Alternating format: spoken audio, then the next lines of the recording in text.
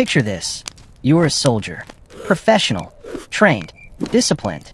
You have spent years learning how to march in formation, how to hold a shield wall, how to follow orders without question. You are part of one of the most feared military machines in the ancient world. And tonight, you are absolutely, catastrophically, historically drunk. Not slightly too much wine at dinner drunk.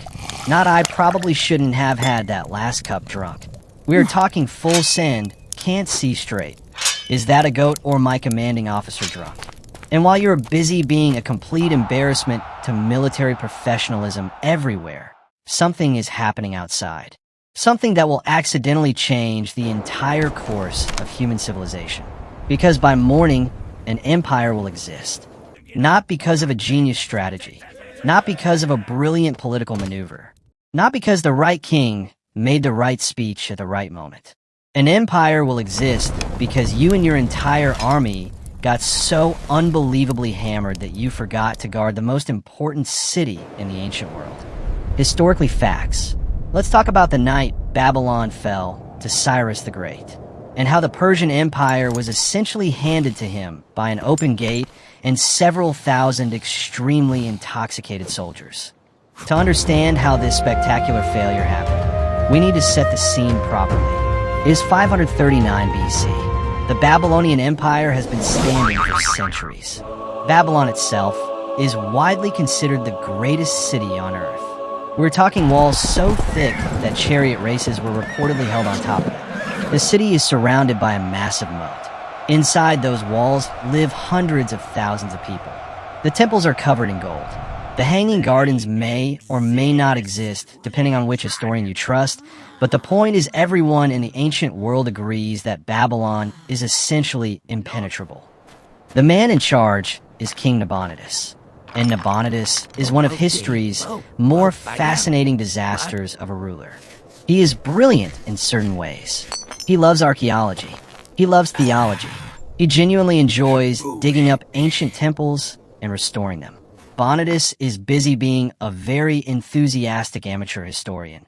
Cyrus the Great of Persia is mobilizing one of the largest armies the ancient world has ever seen and marching it toward Babylon with what historians politely describe as considerable determination.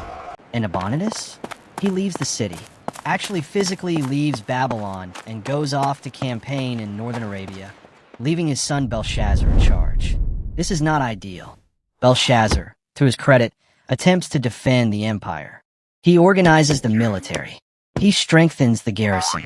He assures everyone that the walls are thick enough, the moat is full enough, and that Babylon has survived threats before and will survive this one.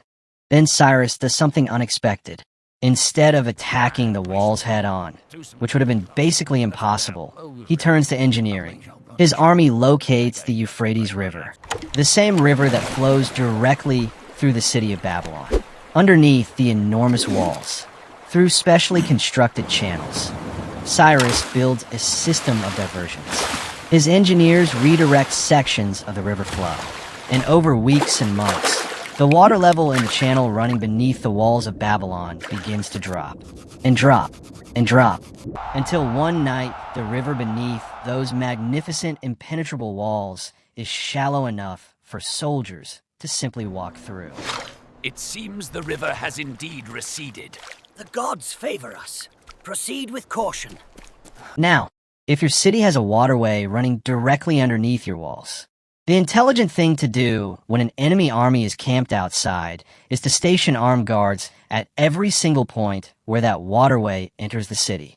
Every single night, without exceptions, especially on nights when there is a large festival happening inside the city. Which brings us to the festival.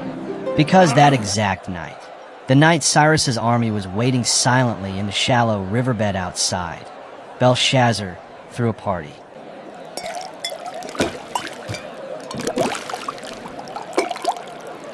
And not just any party. Ancient sources describe a spectacular royal feast inside the palace of Babylon. We are talking thousands of guests, music, enormous quantities of food, and wine. So much wine, serve in the sacred golden vessels taken from the temple in Jerusalem, which is an historically separate problem, but absolutely tells you something about the general decision-making quality happening in that palace that evening. The entire city is celebrating.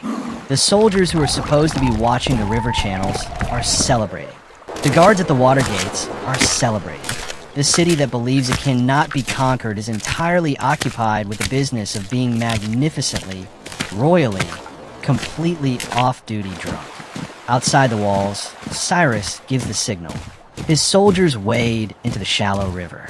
They move quietly along the waterway under the great walls of Babylon, into the channel running through the heart of the city. The water gates, the iron grates that should have been locked, are open. Some ancient accounts say they were left open by accident. Others suggest a small number of Babylonian officials had already made quiet arrangements with the Persian side in advance. In either case, the result is the same.